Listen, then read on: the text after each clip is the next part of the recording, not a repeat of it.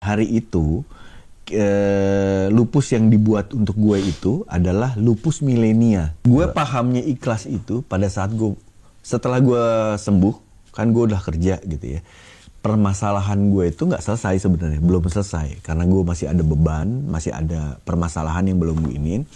Terus yang gue pikirin kan sebenarnya adalah gimana caranya gue menyelamatkan anak dan istri gue. Ini masalah pasti duit. Kurang lebih gitu. Duit itu hilang. Duit gue hilang, terus imah orang hilang. Itu tadi dikarenakan lu gambling, maksudnya dalam usaha, atau dicokot batur atau ayat? Oh enggak.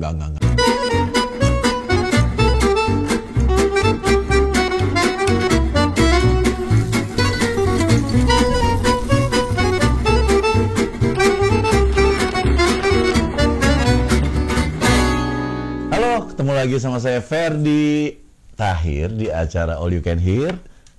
Sahabat saya sekarang siapa? Irgi Farezi. Iya. Ini bahaya, Bang. Tahu nggak lo?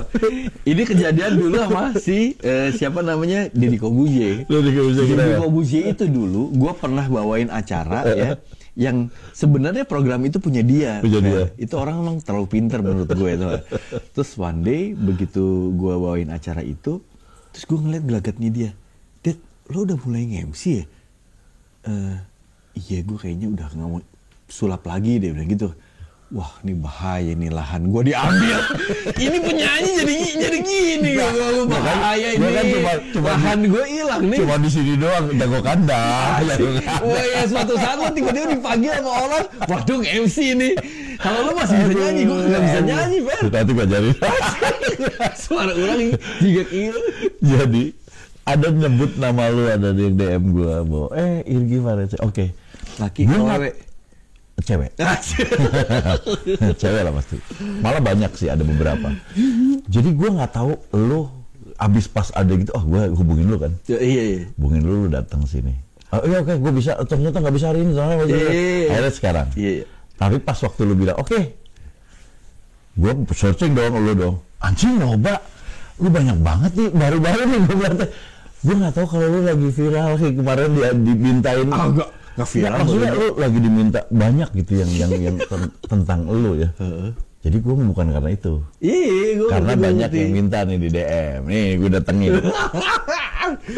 Tahu kalau yang itu sih sebenarnya Fer, nggak sengaja. Dan bagi gue sebenarnya orang ngangkat itu karena mereka baru tahu beritanya. Karena gue ngungkap. Jadi gini, gue mau soal sakit-sakit gitu ya? Ya, waktu pas gue sakit itu sebenarnya gue ngungkap itu bukan karena gue pengen orang-orang tahu, enggak. Iya. Karena waktu itu karena itu dimancingnya bisa aja sudah nih. Memang itu gue awalnya karena kita ngobrol lagi nengokin si Indra Bekti.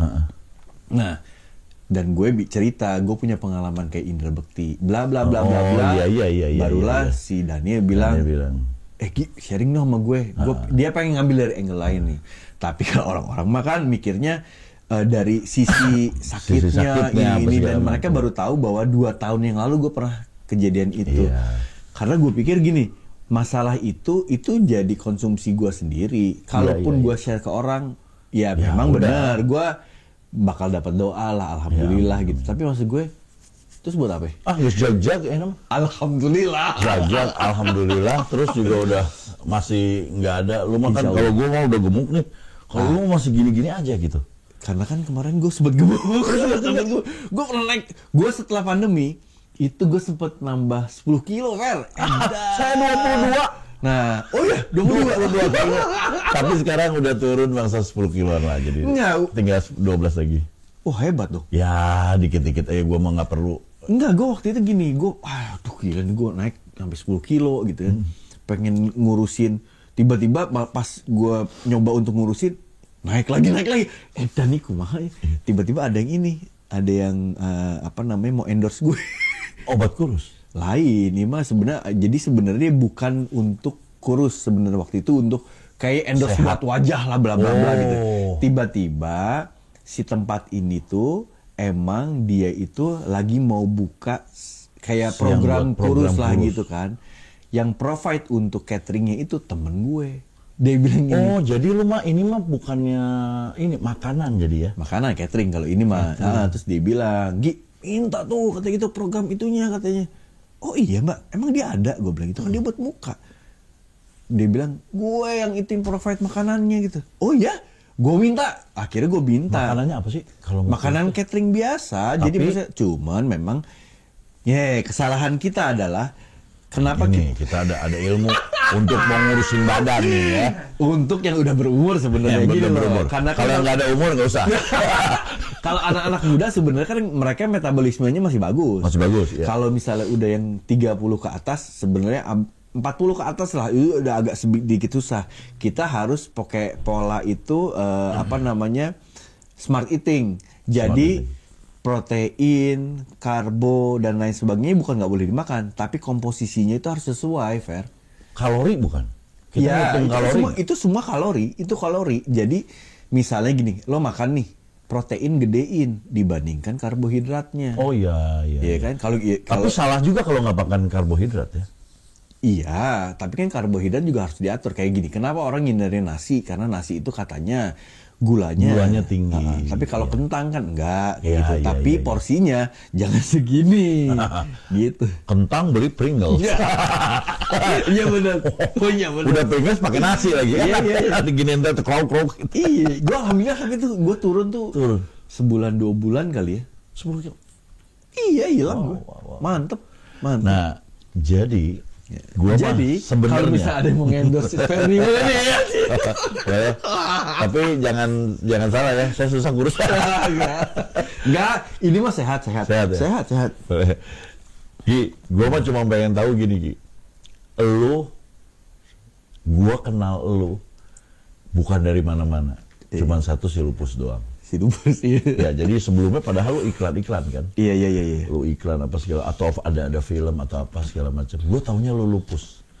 Nah itu teh Lupus, waktu lu jadi peran Lupus, kenapa orang membekas banget Lupus di lu? Lu tahu nggak kenapa? Apa karena lu paling lama, atau karena lu pas karakternya di Lupus? Padahal ada si siapa namanya, Rian Hidayat, almarhum Rian Hidayat, ada Oka, ada Rico Karindra, ada lu, ada siapa satu lagi? Ada Tengku Firmansyah. Nah itu Cindy Fatikan kan? Iya, Cindy Fatikan. Ya, dia juga undang sini soalnya. Iya. Nah, kenapa lu yang membekas? Irgi. Ada faktor X yang mungkin gue nggak bisa jelasin. Itu mah jalan banget di atas gitu. Tapi gini, mungkin menurut gue adalah konsep dan juga momen yang bagus, yang tepat gitu. Jadi hari itu lupus yang dibuat untuk gue itu adalah lupus milenia. Why? Karena waktu itu kita mulainya di tahun 99 bulan Maret, gue inget banget. Nah, begitu masuk ke 99 2000 itu semua tema itu adalah milenium. Bener dong? Oke. Iya. Kalaupun elemen waktu itu baru elemen milenium.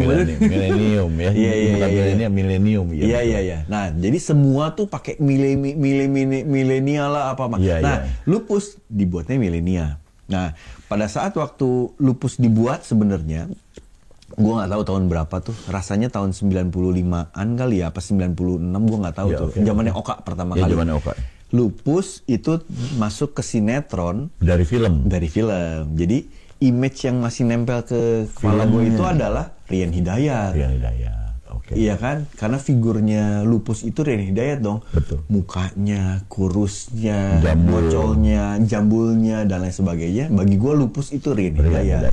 Walaupun Oka waktu itu diminta, tapi gue nggak nonton waktu itu kan. Cuman di hati kecil gue waktu itu sempat. Waktu itu gue lagi syuting Pondok Pak John. Gue tuh gini, aduh kenapa nggak gue ya? Gue sempat nyebut kayak gitu. Pernah gue. Gitu. Karena waktu itu kan lupusnya zaman Oka itu dibuat sayembara, Fer. Jadi, iya. Gede-gedean tuh. Gede-gedean. Karena waktu itu Indosiar, waktu itu dia bikin sayembara untuk peran lupus. Betul. Kepilihlah Oka, gitu kan. Tapi waktu itu pas kepilih Oka, ya adalah hati kecil gue, coba gue. Gitu, gue persempet. Cuma iseng aja, Plos. Iya, gitu. Karena kan anak muda dan lain sebagainya. Dan gue pembaca novelnya kan. Terus udahlah bukan rezeki gue. Udah sekian tahun kemudian gue pun nggak tahu tuh prosesnya dari Oka ke Teguh Firmansyah ke Riko Karindra, nggak tahu gue karena memang 96 akhir Oktober menuju Agustus itu gue ceritanya kuliah. Okay. Kuliah karena begitu lulus SMA gue tuh nggak sekolah. Ya enggak, ini kan memang yang terjadi di teman-teman kita kayak gitu ya, Ben. Lu tuh bukan anak yang rajin. Bukan. Tanya temen lu tuh si Didi Adi ya kan. Begitu ketemu duit aja kita mau mendingan ngeband, mendingan nih modelan, bener enggak? Bukan duit. Oh jadi gitu, lu tuh bandel ya? Iya, pokoknya sebenarnya karena gue cuman memang waktu itu gini, nyaman kan dapat duit ya.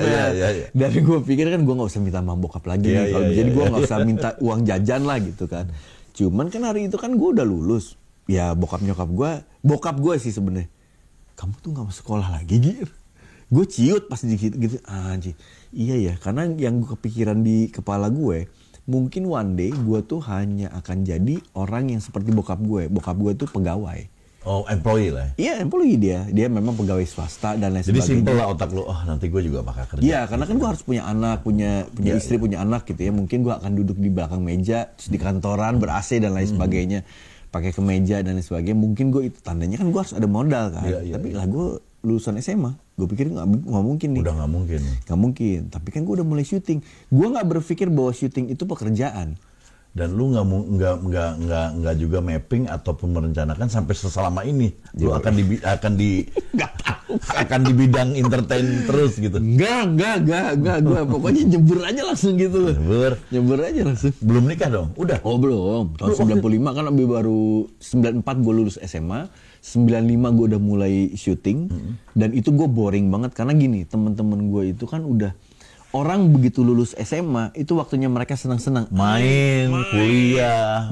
Belum. Ya, lagi nunggu gitu. Penerimaan kuliah kan mereka nongkrong terus, ngaco mulu lah gitu ya, mau main basket. Lu udah dapat rutinitas gue dari Senin sampai Minggu gue harus syuting terus tuh. Jamnya. Pokoknya rata-rata kita harus kelar itu jam 10, jam setengah, jam 11 lah. Malam. Jadi dari pagi sampai jam 11 malam? Iya. Ya lu gak akan ada main lah. Nggak iya. Udah Senin sampai Minggu berarti gila lu. Jadi gini, nggak ada breaknya. Nggak ada. Hari Senin sampai hari Jumat itu istilahnya kita syuting di dalam studio. Nah, kalau yang weekend kita di luar studio. Itu konsepnya memang waktu itu diterapin gitu. Karena kan waktu itu kan Pondok Pajon ya kan. Jadi kan nggak punya waktu untuk ini kan. Sebelum lupus ternyata lu udah tight begitu ya. Kepaksa tuh. Gila Pak. Karena kan gue nggak bisa ngelepasin begitu gue. Gue gue nggak mau syuting atau macam-macam. Ada kontrak bos, bisa dituntut kita. Iya dong. Kan once kita tanda tangan kan. Cuman ngeri karena gitunya doang kan. Kita bukan siapa-siapa, masa kita mau ngelawan. Berarti lu dari lulus SMA lu udah punya duit sendiri, Pak? Alhamdulillah. Dan bukan itu lagi, karena kan kayak waktu itu berarti seperti stripping syuting lu ya? Iya. Tapi nggak ada stripping sih dulu, masih weekly ya? Weekly, penayangannya weekly. Tapi maksudnya pekerjaannya stripping. Bukan tiap lagi. hari ya kan? Tiap hari. Itu gede nggak Pak lu dapetnya Pak? Enggak, gue syuting pertama kali ya. Misalnya lu weekly nih, per setahun atau berapa bulan, setiap satu episode tuh kan ibaratnya gue lupa ya, mungkin honor gue pertama itu per episode 250.000 kayaknya. Di Pak John. Dan lu bukan peran utama. Peran utama 250.000.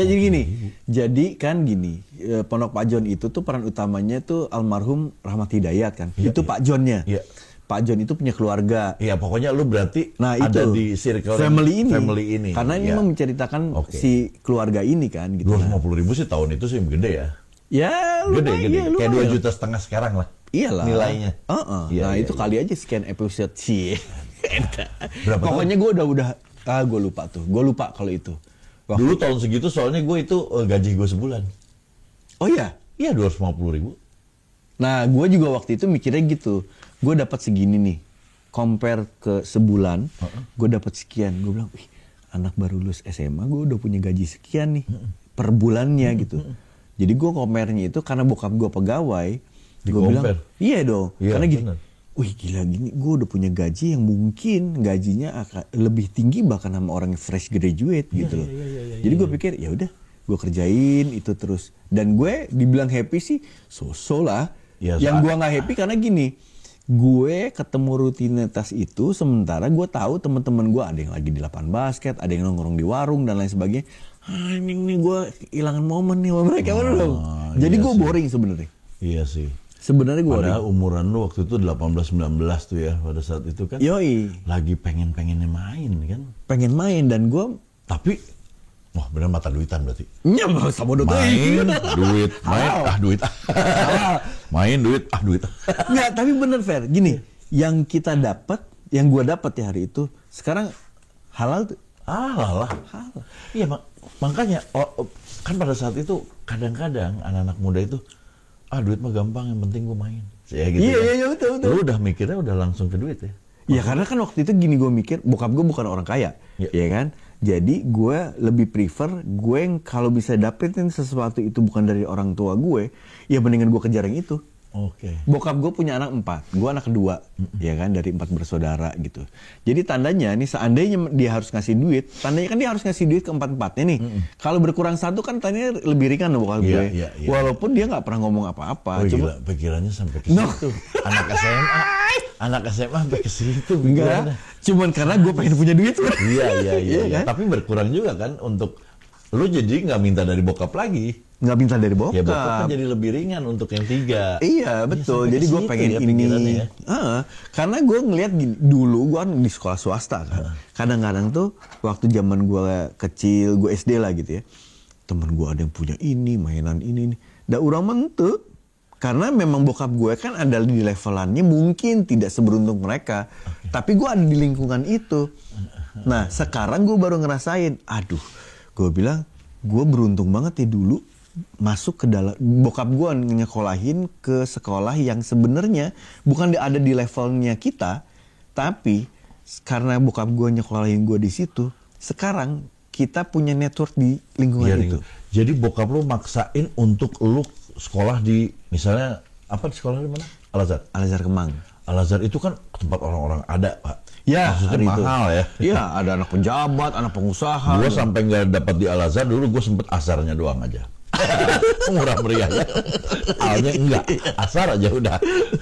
Jadi itu tapi untungnya ternyata sekarang networknya.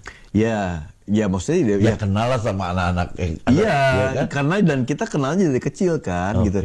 Tapi sebenarnya bukan karena bokap gue waktu itu nyekolahin di situ karena network, bukan. Tapi karena dia gini, bokap gue itu dari kecil dia selalu sekolah tuh di sekolah Katolik, sementara dia Muslim kan, gitu. Jadi dia nggak pernah ngerasain gitu. Nah, dia ngerasa dia nggak punya ilmu basic agama untuk mengajarkan anak-anaknya. Agama. Makanya pada saat waktu dia udah kerja, dia punya anak, mungkin ini feeling gue adalah dia mau masukin anaknya itu ke sekolah yang punya basic agama supaya ada basic agama. Ya, akhirnya pada saat itu yang relatif waktu itu lagi in lah gitu ya, atau lagi ini gue masukin yang terbaik gitu, kayaknya gitu feeling gue gitu, gue yakin, dan itu gue yakin. Luar biasa. Gitu, jadi gue pikir wah dahsyat banget ya, kita baru ngerasain itu setelah kita tua. Nah cuman akhirnya penyesalan selalu ada di belakang. Kalau di depan pendaftaran. Bener. Di depan adalah pendaftaran. Nah terus lumayan nih lupus nih. Berikutnya lumayan lupus. Lupus tuh lama gak ya? Lupus itu sebenarnya cuma setahun. Total mungkin 75 episode, cuman kan setahun, tapi lu gila ya, nempel banget dulu ya. Ya itu karena milenium tadi tuh, momennya. Gini, kalau itu udah gede dong di lupus. Aduh gue lupa kalau itu. Cuman hari itu bukan hanya dari lupus. Jadi gini, gue sebenarnya ada trigger setelah gue Jadi gini, Pondok Pak John, ini gue ngasih tahu gue hokinya gue. Iya. Pada saat gue syuting Pondok Pak John, tiba-tiba hari itu gue dipilih untuk jadi model iklan, kedapet lah gitu ya. Model iklan close up, anjing zaman dulu kalau dapet close up mah, ya kan. Akhirnya gue bela-belain tuh. Jadi gue bela-belain untuk izin. Sebenarnya bukan izin. Jadi gini, gue gak akan bisa izin karena gue syuting tiap hari. Iya, iya. Terus cuman ini momen dong. Kalau gue dapat ini, mungkin duitnya lebih gede gitu. Terus gue value-nya kan, close up gitu ya. Akhirnya gue nggak bisa izin, gue pakai tangan nyokap gue. Mah, tolong deh datang ke tempat syuting gue. Hah? Terus mama ngapain? Pura-pura aja ngejemput Igi. Kan gue panggilnya Igi kan. Ngejemput Igi. Terus nanti Igi di lokasi pura-pura sakit. Anjing! Nyokap gue datang tuh, gue inget banget tuh ke depannya Sahid, Hotel Sahid kan ada yang itu tuh yang baru tembus di situ. Syutingnya lagi di situ. Dia ngomong sama saudara gue, iya nih kasihan si Irgi gini-gini. Pulang gue. Padahal besoknya gue syuting. Besoknya syuting. Tapi jadi syuting. Jadi syuting close up bukan? Ya, gitu. Nah, pada saat gue syuting, setelah gue syuting, nggak berapa lama iklan itu naik. Oke. Karena memang itu lagi dibutuhin untuk naik kan cepet.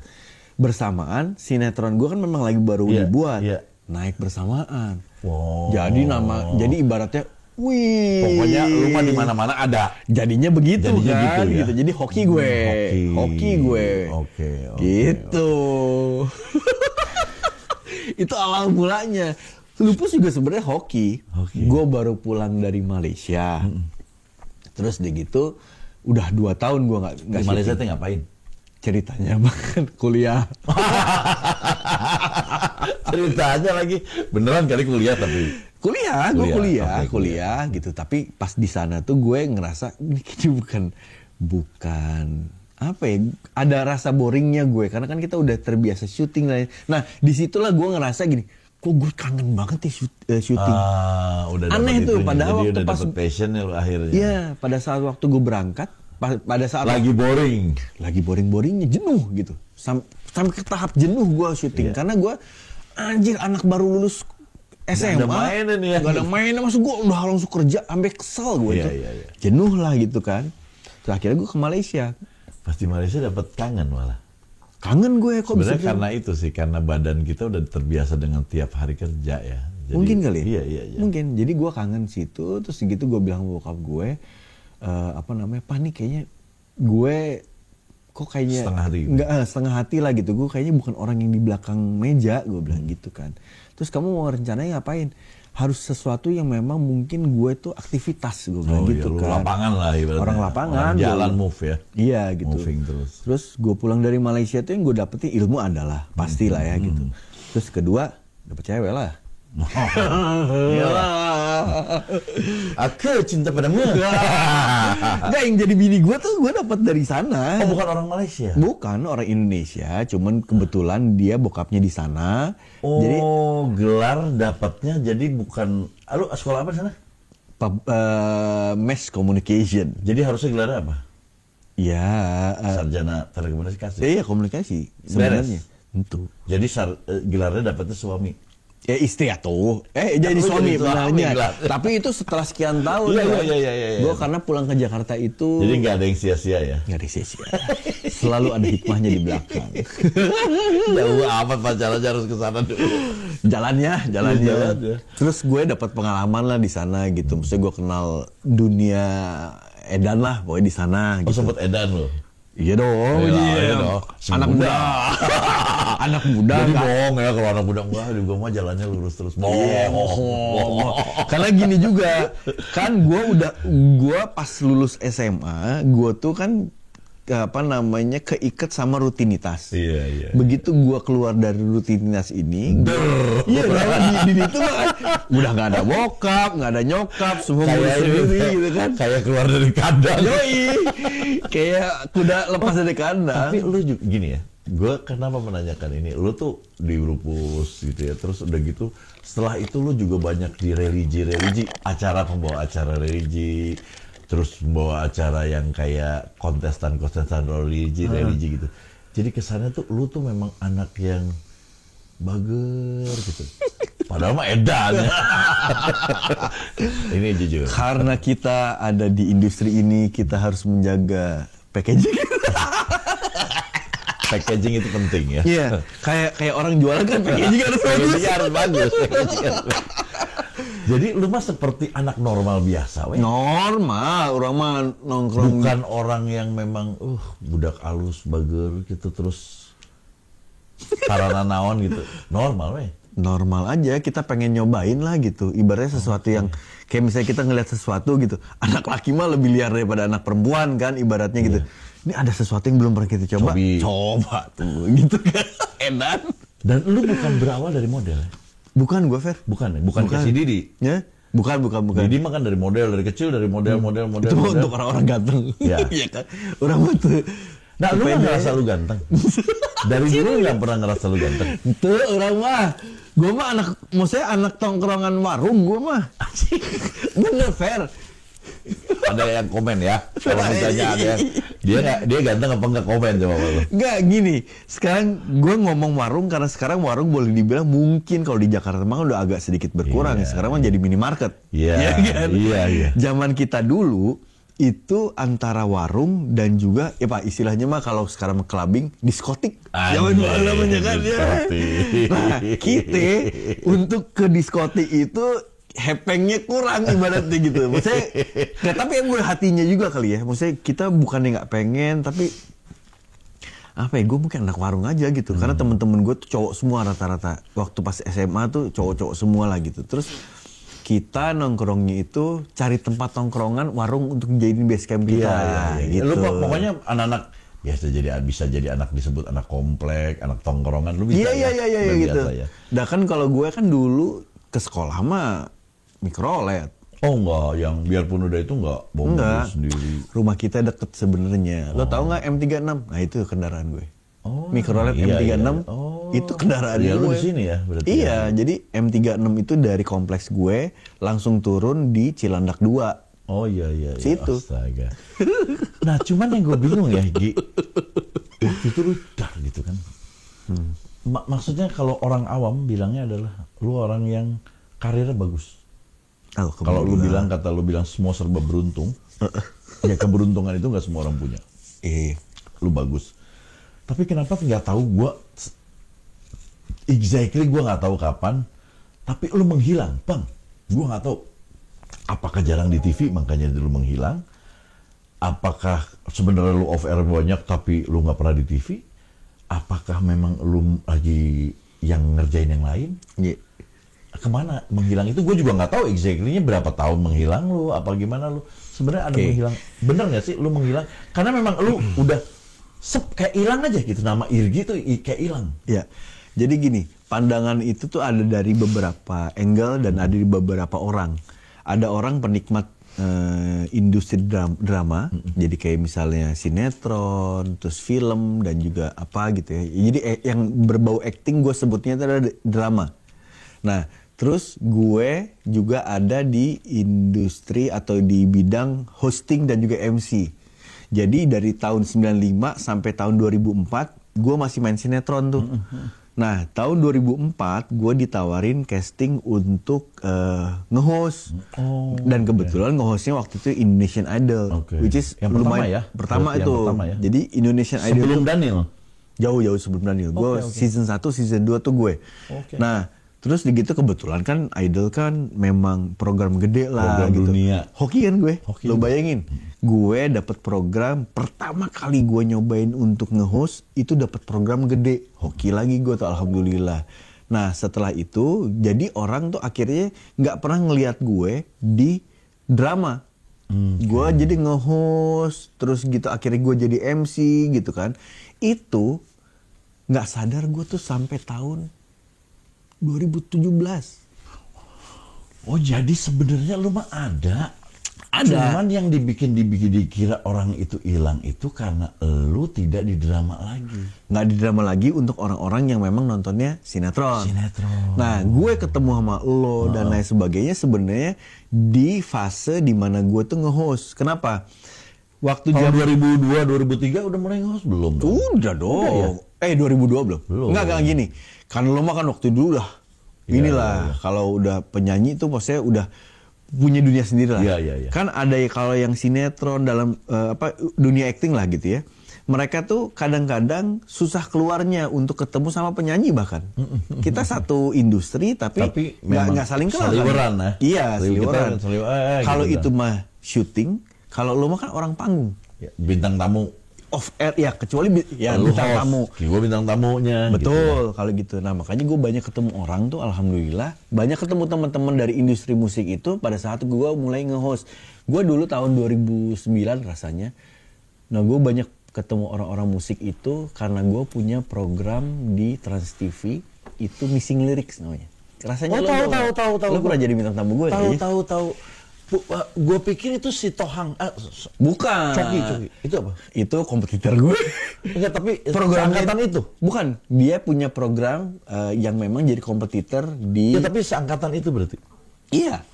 Jadi Missing Lyric dulu nongol, terus TV sebelah buatlah yang sejenis, hostnya Coki Sitohang. Gitu. Itu seangkatan itu lu bikin acara ya? Iya. Sampai tahun 2010-an kalau nggak salah tuh. Nah di situ gue banyak ketemu orang tuh, maksudnya ketemu pemain sinetron, gue ketemu musisi dan lain sebagainya. Di situ gue bilang, wah mantap juga nih. Apa namanya, bidang ini tuh gue suka, gue bilang gitu. Karena gue banyak nggak melulu di situ terus dengan orang yang sama ya. Betul. Nah sampai 2017 gue diminta lagi untuk ke acting lagi tuh. Tapi maksudnya sempet. Iya maksudnya gue diminta untuk stripping tuh waktu itu 2017 di RCTI kalau nggak salah. Gue pertama kali gue nyobain stripping sekali itu 3 bulan, udah akhirnya nggak survive tuh si sinetron. Setiap hari itu stripping ya? Setiap hari ya kan? Gitu. Jadi gue akhirnya mengorbankan, nggak ngorbanin juga sih. Gue kadang-kadang gue mix tuh waktunya. Gue nge-MC, gue syuting, gue nge-MC, gue syuting gitu loh. Karena udah punya anak dan punya bini kan, pokoknya begitu ada tawaran mah yang penting dapur gue ngebul, gue sikat, gitu. Nah 2017 akhirnya terus kita masuk ke pandemi kan, pandemi mungkin itulah disitulah yang gue dianggapnya menghilang banget di situ. Gitu. Ya mungkin awal pandemi lah ya, karena nah di pandemi itulah gue kena sakit. Oh lu malah di pandemi yang sakit ya? Iya, Juli 2020 gue ingat banget. Lu waktu kena sakit di pandemi itu, dalam keadaan kan kita lagi tahu dong, pandemi kan nggak ada kerjaan. Iya, salah satunya itu. Lu sakit gitu. Itu teh jadi uang simpenan aja ya? Nggak ada yang disimpan, udah keluar semua, udah di itu semua, Fer. Karena kan gini, sebenarnya sakitnya gue itu bukan karena pandeminya gue. Iya. Jadi sebelum pandemi itu gue udah punya masalah. Jadi gue itu udah ke dokter terus tuh berarti? Nggak ke dokter. Pokoknya pikiran lah. Ada masalah kerjaan tuh dalam arti di luar industri kita ya, di luar profesi gue. Terus gitu ada juga masalah yang lain yang akhirnya itu ngebebanin pikiran gue. Terus mungkin gue stres, ya ada stres dan lain sebagainya, sampai puncaknya gue kena serangan. Orang yang kena stroke atau segala macam selain dari makanan juga itu dari stres bisa juga. Nomor satunya sebenarnya itu. Oh, nomor satu sebenarnya malah dari stres. Yoi. Lo jangan, kalau gue ya nggak tahu secara medis gimana, benar dari makanan. Tapi stres itu lebih utama. Kalau makanan lo bersih atau macam-macam, stres mah itu pasti utama. Karena waktu itu setahun kemudian pas gue udah sembuh ya, gue ketemu sama aki gue lah gitu. Aki gue kan dokter dan dia tahu waktu itu memang gue udah pernah gue punya darah tinggi kan. Dan waktu itu gue minta sarannya dari aki gue, which is di Bandung dia.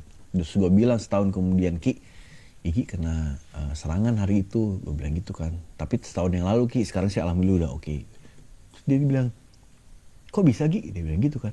Kenapa? Nggak tahu Ki, mungkin skip obat, gue bilang gitu kan. Gue udah makan obat setiap hari sebenarnya. Terus gue bilang, nggak tahu mungkin skip obat kali. Enggak, bukan. Kenapa kamu? Dikejar sama dia. Akhirnya sampai lu cerita. Akhirnya gue bilang, ya mungkin ini kali Ki, waktu itu lagi ada pikiran. Itu dia penyebab. Berarti, jadi ya, ini masukan juga tuh.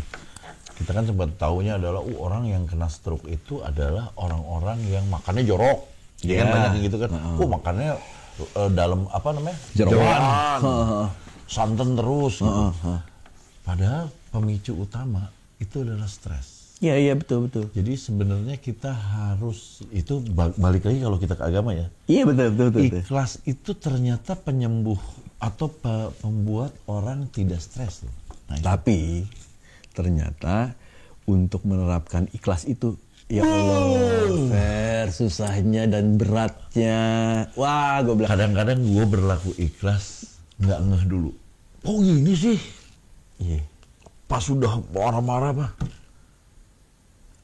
Anjing, cenah orang percaya karena Allah, gini masih marah-marah. Iya. Ya udah. Jadi ada dulu yang berat sih Pak. Gue pahamnya ikhlas itu pada saat setelah gue sembuh, kan gue udah kerja gitu ya. Permasalahan gue itu nggak selesai sebenarnya, belum selesai karena gue masih ada beban, masih ada permasalahan yang belum gue iniin. Terus yang gue pikirin kan sebenarnya adalah gimana caranya gue menyelamatkan anak dan istri gue. Ini masalah pasti duit. Kurang lebih gitu. Duit itu hilang. Duit gue hilang, terus imah orang hilang. Nah ini tuh gini, gue pengen tahu. Itu tadi dikarenakan lu gambling, maksudnya dalam usaha, atau dicokot batur atau ayat? Oh enggak. Itu maksudnya mah ada yang pinjaman banking kayak gitu-gitu. Sebenarnya ada kesalahan gue juga secara teknis gitu loh. Jadi ya? Perhitungannya dan lain sebagainya, tapi jadi hilang. Ya mau nggak mau untuk gini hilang karena gue relain hilang demi gue menyelamatkan, gue nggak mau punya utang, gue sick gitu. Jadi disitulah gue nih. Jadi akhirnya definisi ikhlas gue itu gue baru tahu pada saat gue berani mengikhlaskan ibaratnya yang kayak gitu-gitu mah dunia, Fer. Iya betul. Yang lo pikir dunia itu apa? Ini mah gue nanya ya. Naon? Ya, harta dan kayak gitu-gitu kan. Ya, kalau gue lebih ke dunia itu lebih ke alam, lebih ke manusia, lebih ke binatang gitu. Nah, bagi gue yang paling berat karena gue udah jadi orang tua ya gitu. Bahwa lo ikhlas nggak? Bahwa lo nyerahin semua yang lo punya, termasuk anak dan juga istri lo dan juga orang tua lo itu kepada Allah menurut gue. Ya. Jadi saat itu kan gini, ya Allah gimana ya kalau gue gini, kalau gini. Ketakutan itu yang terjadi sama gue. Karena gue mikirin, gimana anak gue nih harus masih sekolah gitu. Sementara kondisi gue waktu itu masih belum fit dan lain sebagainya. Yang gue pikirin adalah istri gue gini-gini. Sampai satu titik, Fer, gue lagi sholat gitu, alhamdulillah. Kalau asar lain. Kalau pas kita lagi susah mah langsung inget. Kok sholat? Kan ada kebutuhan. Iya, tapi bener loh, rata-rata gitu. Tapi bagusnya untungnya gitu. Untungnya gue larinya ke ibadah hari itu. Sampai akhirnya waktu itu gue inget banget. Asar gue inget ya. Lagi asar, gue lagi ada di Bali sih. Asar ada di Bali? Enggak, karena gue lagi syuting. Oh, lagi syuting. Gue dapat kerjaan gitu, terus gitu gue udah pasrah gitu. Ya Allah, kayaknya ini semua hal, semua action lah, semua cara yang gue iniin mentok semua, gue bilang gitu kan. Saya udah nggak tahan nih Allah, gue bilang gitu kan. Saya udah udah nggak punya daya apa-apa lagi nih. Yeah.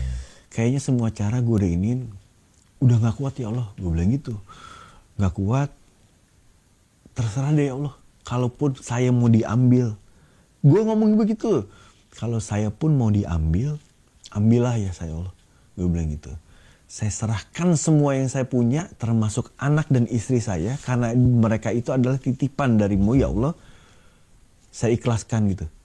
Orang gue gini, gue nggak bisa tenang. Ya nggak, karena gini, lo minta sama Allah, sementara lo bajingan menurut gue gitu. Gue waktu itu ya Allah, kayaknya nggak pantas gue tuh minta kayak gitu. Terus gitu, ya udah tuh gue ini aja di tempat tidur gitu ya, gue yang ngahuleng gitu. Terus gitu nggak berapa lama, itu mah aneh, Fer. Aneh, karena waktu itu ketakutan gue adalah gue masih punya utang kalau misalnya gue harus gue diambil, ya kan? Pada saat waktu kita diambil sama yang di atas. Emang di situ udah sakit loh? Udah sembuh. Udah sembuh sebenarnya. Tapi kan gue masih ada urusan sama bank waktu itu. Terus gitu, kalau misalnya gue harus meninggal lah ibaratnya gitu. Ketakutan gue cuman adalah lo punya utang. Yes, karena utang itu akan turun ke anak dan istri lo sebenarnya. Bener nggak? Di agama juga begitu kan? Gue bilang itu aja deh, gue pikir. Jangan, ya Allah, tolong kabulin itu aja deh. Karena selebihnya hidupnya, makannya dan lain sebagainya. Pasti udah ada. Allah aja deh, gue pikir itu. Karena gue berpikir ke situ karena gue udah nggak bisa ngapa-ngapain ibaratnya. Udah aja. Tiba-tiba ada telepon, Pak, udah ya Pak, di approve. edan masalah itu hilang kabeh. Serius? Bener Fer, gue langsung pulang ke Jakarta, gue beresin semua, gone, that's it, edan tuh.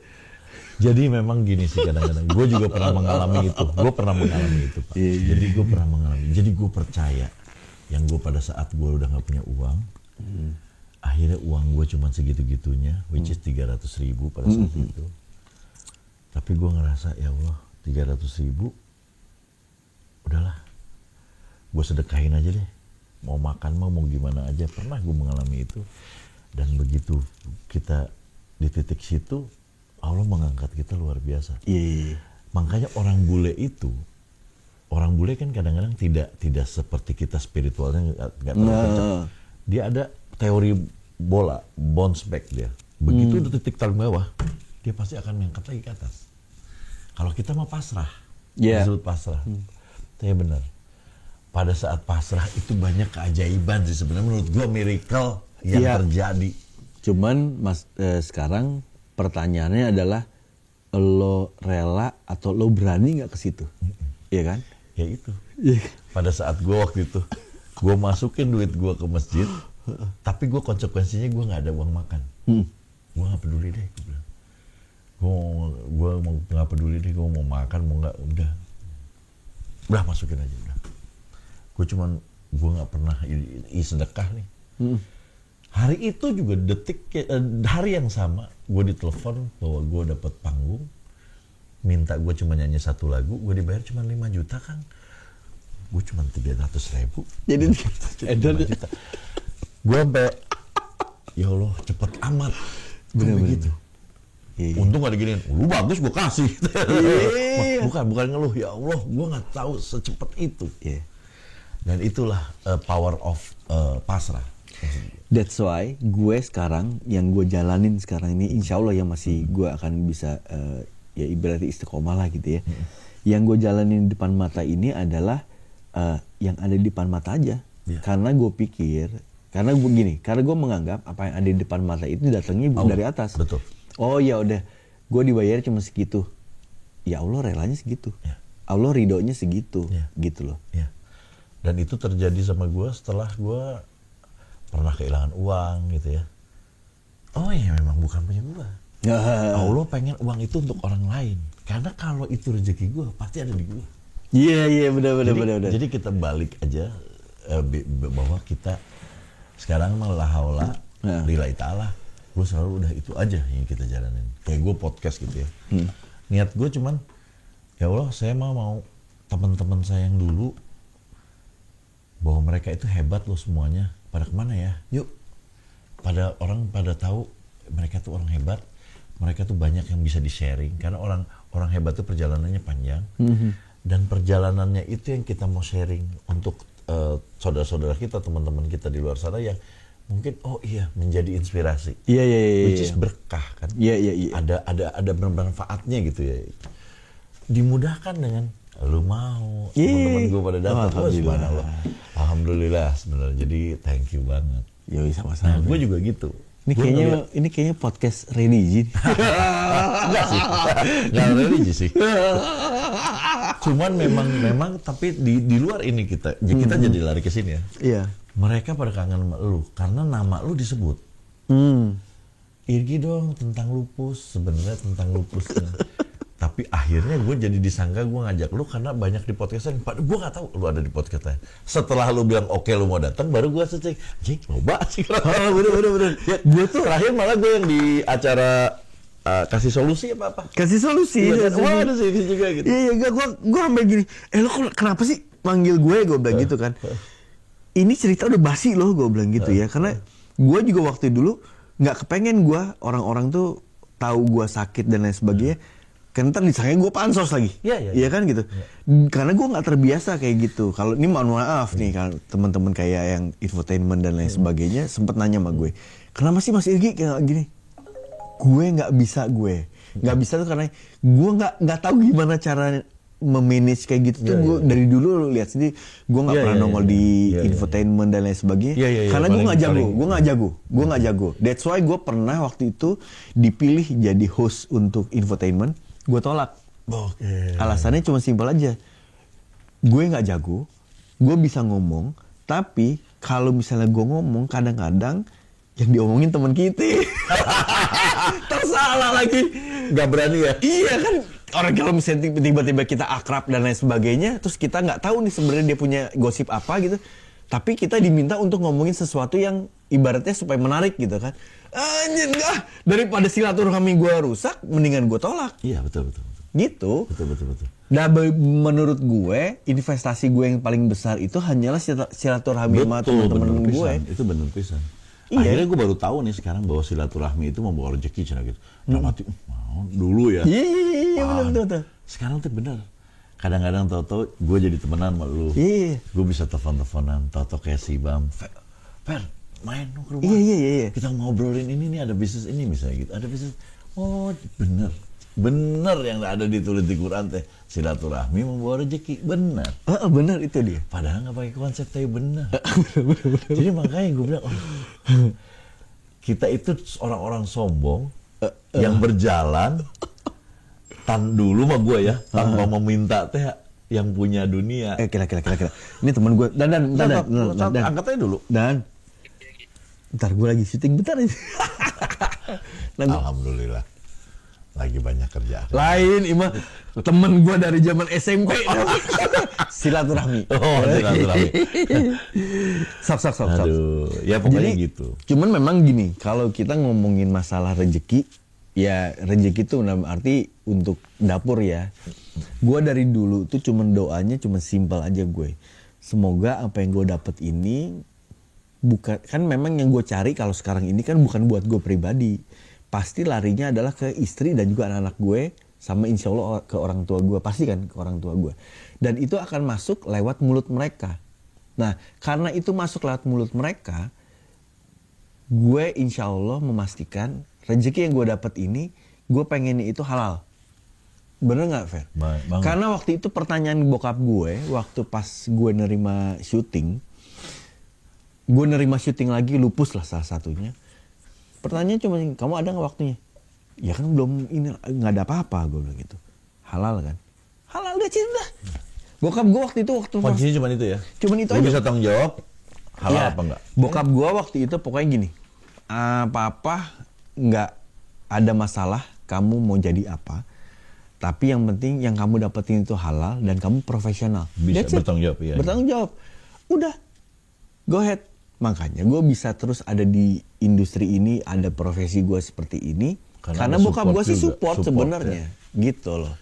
Nah, makanya pada saat waktu itu, gue ini intermezzo aja, gue pernah waktu itu berbisnis lah ya, maksudnya mencoba untuk keluar dari, mencoba bikin kaki lah. Iya.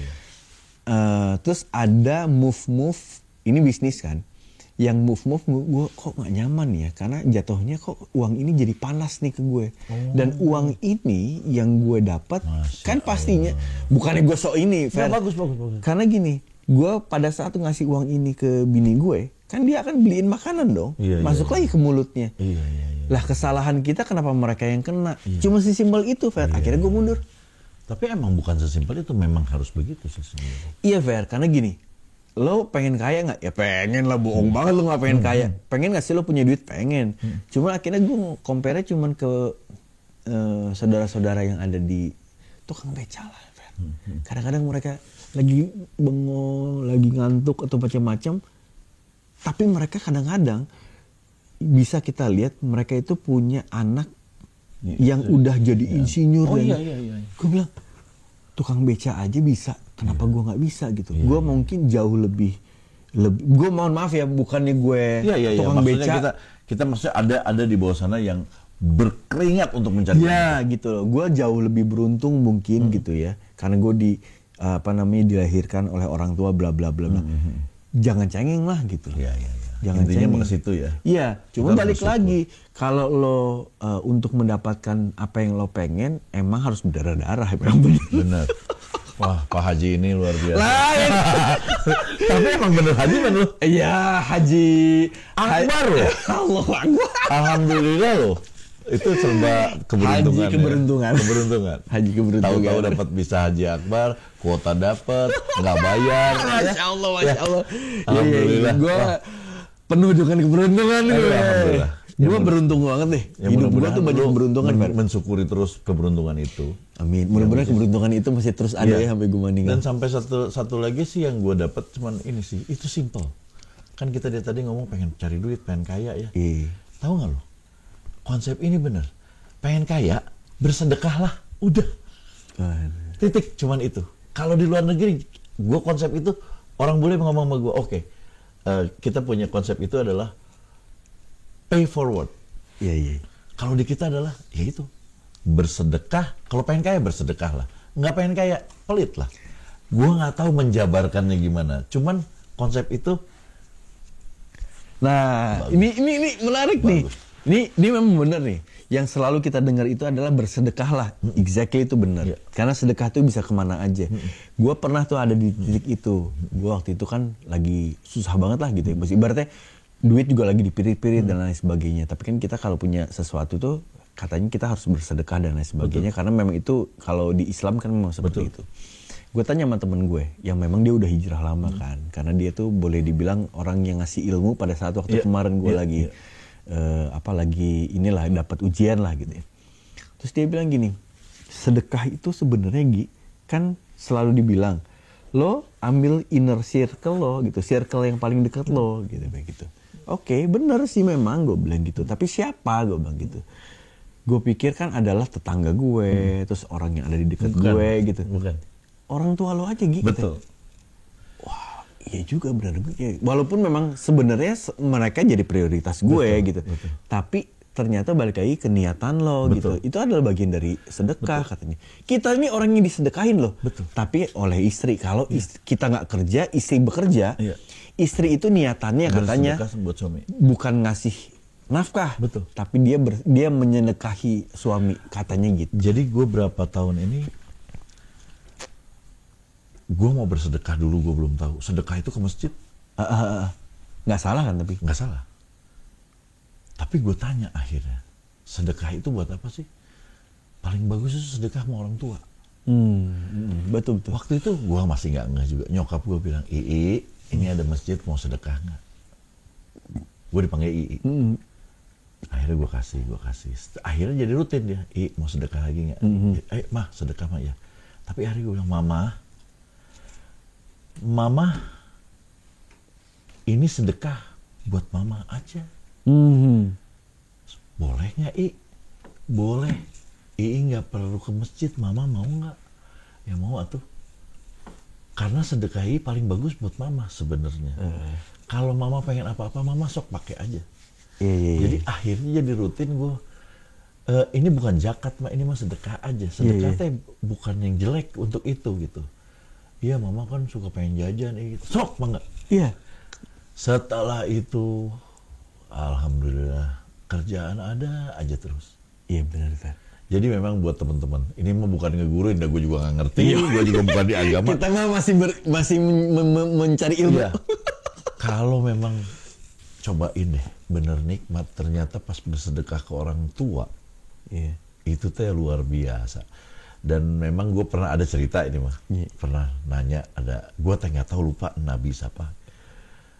Sholatku membuatmu bahagia ya Allah, itu sholat buat kamu sendiri. Puasaku buat kamu. Apa yang membuatmu bahagia ya Allah? Sedekahmu membuat aku tersenyum. Memang jadi Allah itu senang kita bersedekah. Jadi memang itu kunci lah. Iya benar. Jadi orang baik ya, kita berbagi. Jadi ngeri lah. Iya. Kalau jadi pelit. Karena jangan berhitung. Nggak, emang kayak kita nih sebenarnya baju-baju ini kan sebenarnya titipan aja ya. Iyalah, titipan aja nih. Iya. Anytime tiba-tiba gue keluar dari sini, tiba-tiba gue udah almarhum. Iya. Lo cuman ziarah aja ke gue. Betul. Semuanya titipan, termasuk harta gitu. Wih, ini banyak daging ini. Nggak, dagingnya gimana? Karena anak lo udah gede, anak gue udah gede, mungkin begini. Jadi curhat bapak-bapak. Tapi thank you loh curhatannya. Iya, manfaat buat gue, manfaat. Karena gue akan menyerap ilmu lo. Apalagi gue nih.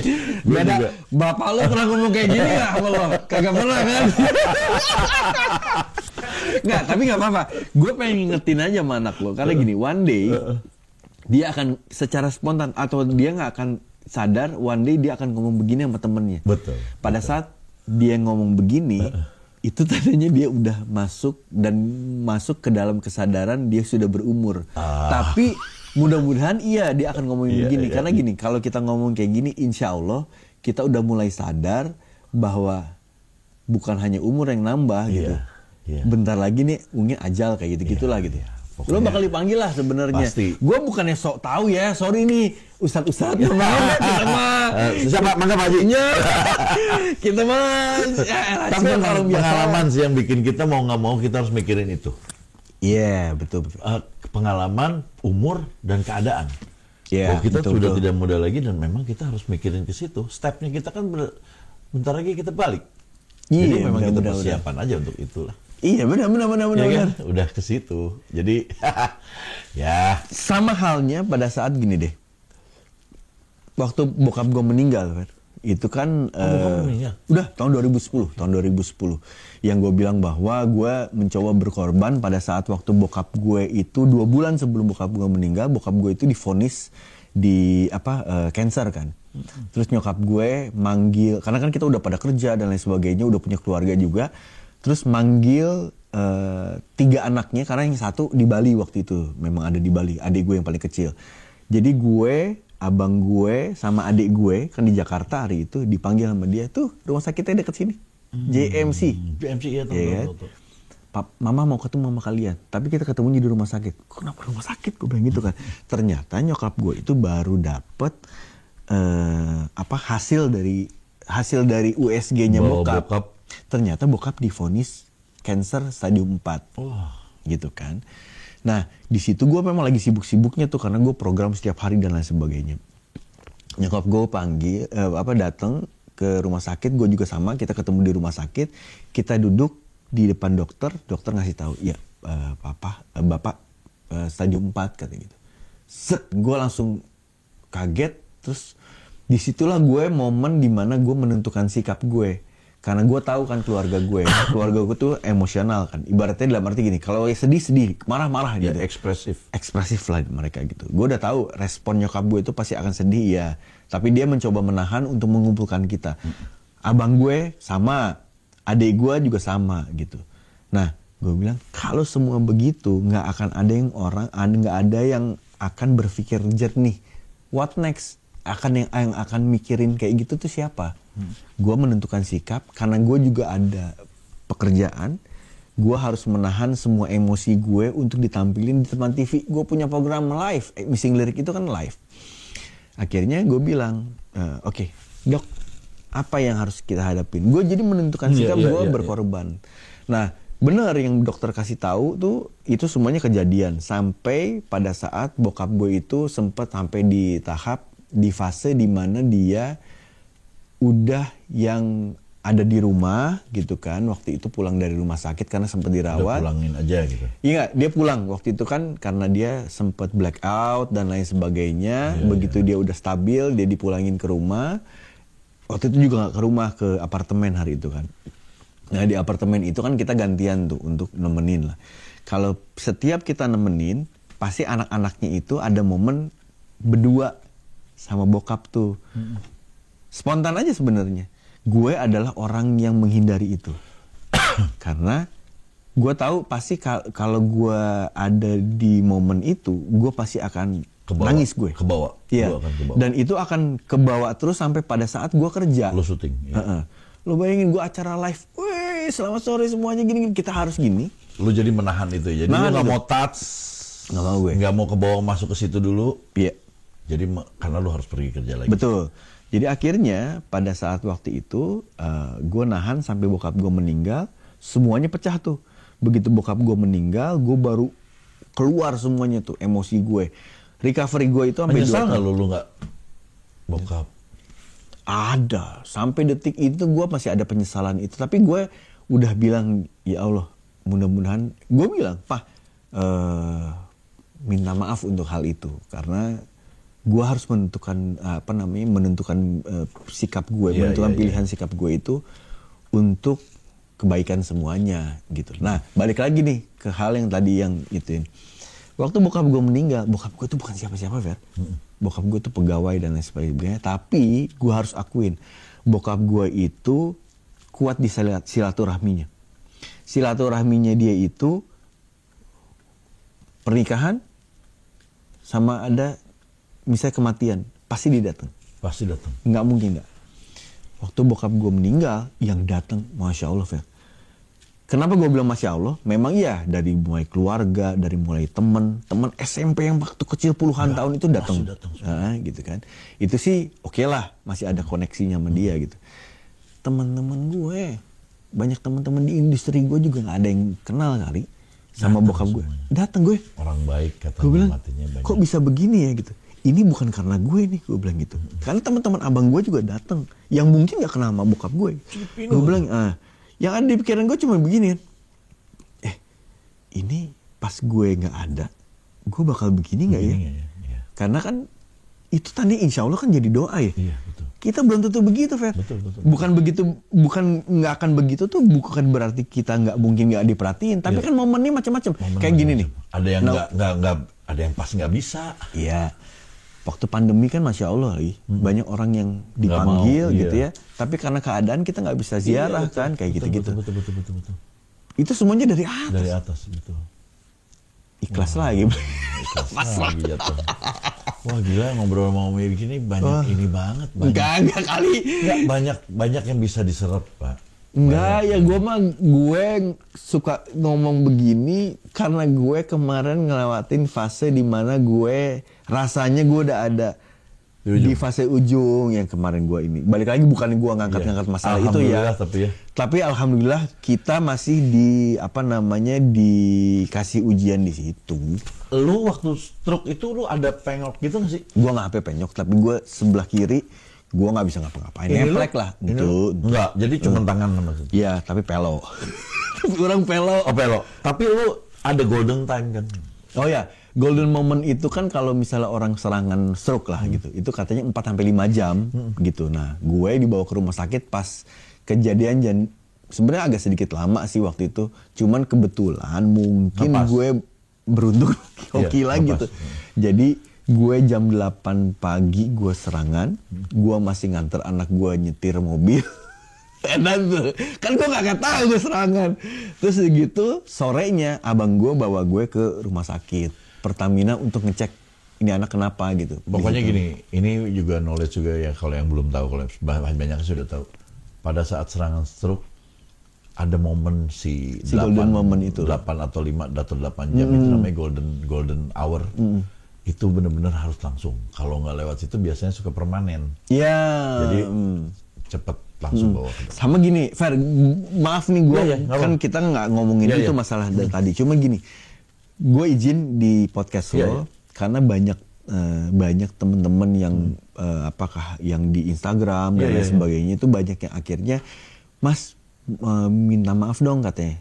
Saya boleh tahu dong pengobatannya karena gue waktu itu setiap gue ngomongin masalah itu gue selalu ngomong bukan cara pengobatan yang gue dapat itu relatif gue dapatnya alhamdulillah cepat, Fer. Gue dari gue sakit sampai gue boleh bisa jalan, bisa naik sepeda bahkan gitu ya. Itu cuma 1,5 bulan gue. Nah, itu pakai obat apa? Gue dapat ke tempat satu terapi gitu ya di daerah kota. Terus gitu sama di daerah dekat sini juga dia akupuntur dan lain sebagainya. Tapi itu semua memang tiap orang bisa jadi beda-beda gitu. Makanya gue nggak mau share karena apa? Gue belum bisa ngeyakinin itu cocok nggak buat lo. Iya betul. Alhamdulillah yang kemarin gue dapet itu gue cocok sama itu. Karena cocok beda-beda sama gue. Tingkatan aja beda-beda lagi. Tingkatannya beda-beda. Jadi sebenarnya untuk masalah itu bukannya gue nggak mau share, tapi kalau untuk satu dokter akupuntur gue, dia memang kebetulan lagi nggak ada di sini katanya gitu. Jadi dia bilang mohon maaf karena dalam jangka waktu lama dia nggak bisa didatengin lah gitu kan. Yang satu lagi, gue bukannya tidak mau merekomendasi, silahkan aja dia ke sana gitu ya, siapapun yang mau ke sana. Tapi takutnya orang berpikir, wah si Irgi salah nih gitu, wah Irgi bohong nih gitu. Ya pokoknya Mak, ikhtiar aja lah. Ikhtiar aja. Mudah-mudahan tepat waktu dan tempatnya, karena kan beda-beda orang ya. Ke dokter aja ada ininya Pak. Iya. Ada, gue mah cocok sama yang ini, sama dokter ini gue kurang cocok. Iya. Obat sama yang ini cocok. Potong rambut aja cocok-cocok. Gue aja kalau sama cewek juga cocok-cocokan. Ya, gitu Ganda. Ya nggak? Ya, Ganda. Balik lagi ke anak lo. Thank you banget ya. Iya, sama-sama. Mudah-mudahan karir lu amin. Terus bagus. Amin. Dan mudah-mudahan lu jadi bikin konten. Iya kan? Bikin konten. Amin. Gue lagi ngelakuin ini bikin konten. Bismillahirrahmanirrahim. Dan thank you banget lu mau datang sini sharing. Thank you juga lu ngundang gue. Bermanfaat buat teman-teman. Insyaallah. Salam buat istri dan anak-anak. Siap, thank you Fer. Amin, thank you banget. Thank you. Oke teman-teman, thank you yang udah nonton sampai belakang, sampai habis. Yang minta Igi udah gue datengin. Thank you loh. Iya. Thank you, terus jangan lupa subscribe, like, komen, karena itu membuat kita jadi semangat ya. Oh, iya gitu kan? Ya. Sama notifikasinya dinyalain. Oh siap. Dan tunggu sebentar lagi, oke? Thank you, bye-bye. Assalamualaikum. Waalaikumsalam.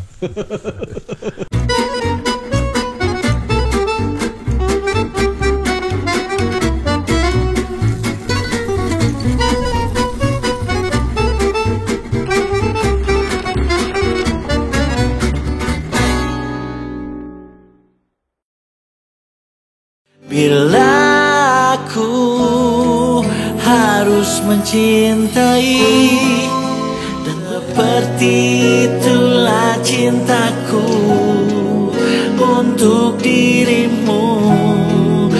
Demi nama cinta telah ku persembahkan. Download dulu sekarang. Hanya untukmu.